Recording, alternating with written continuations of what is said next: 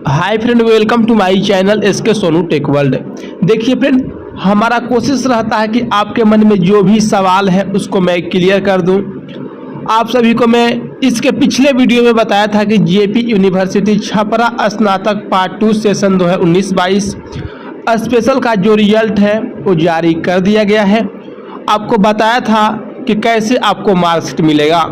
अगर आप लोग उस वीडियो को नहीं देखे हैं तो नीचे डिस्क्रिप्शन बॉक्स में मिल जाएगा, वीडियो के अंत तक देखेंगे तो वहाँ मिल जाएगा या आई बटन पर मिल जाएगा। तो उस वीडियो को अभी तक नहीं देखे हैं तो पहले उस वीडियो को देख लें, उसके बाद इस वीडियो को देखेंगे तो आपको अच्छे तरीके से समझ में आएगा। चलिए अब हम आपको बताते हैं कि आपका तो स्नातक पार्ट 2 सेशन 19-22 स्पेशल वाले का रिजल्ट जारी हो चुका है। आपका मार्कशीट मिल रहा है, जा कर के मार्कशीट ले लें। लेकिन सबसे बड़ा सवाल यह है यहाँ पर कि मान लीजिए स्नातक पार्ट 1 तो आप पहले से पास थे, क्योंकि अगर आप लोग स्नातक पार्ट 1 पास नहीं होंगे तो पार्ट 3 का परीक्षा फॉर्म नहीं भरा जाता है, ना ही एडमिशन होता है।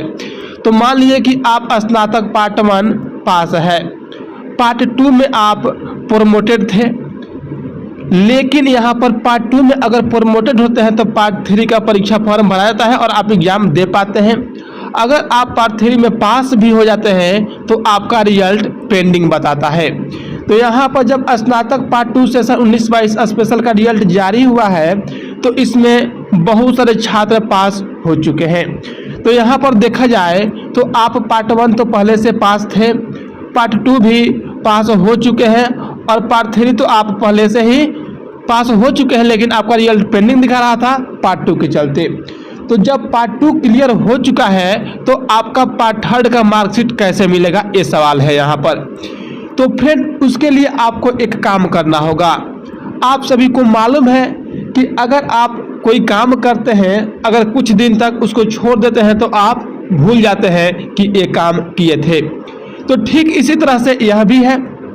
मान लीजिए कि आप पार्ट 3 का एग्ज़ाम पास कर चुके हैं, तो आपको यहाँ पर एक काम करना होगा कि अगर आप पार्ट 2 पास हो चुके हैं तो आपको एक एप्लीकेशन लिखना होगा पार्ट 3 के मार्कशीट के लिए, और आपको उसमें ये बातें बताना होगा कि मैं पार्ट 1 पास हो चुका हूँ, पार्ट 2 भी स्पेशल एग्जाम में पास हो चुका हूँ और पार्ट 3 भी मैं पास हो चुका हूँ।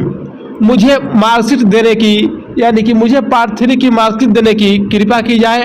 और आप सभी क्या करेंगे, पार्ट 1 पार्ट 2 का मार्कशीट को उसमें लगा देंगे और जो भी अपना उसमें कुछ लिखना होगा कि मैं पहले से ही सब पास हूँ वो सब आप लोग लिख देंगे और कॉलेज में आप लोग जमा करेंगे।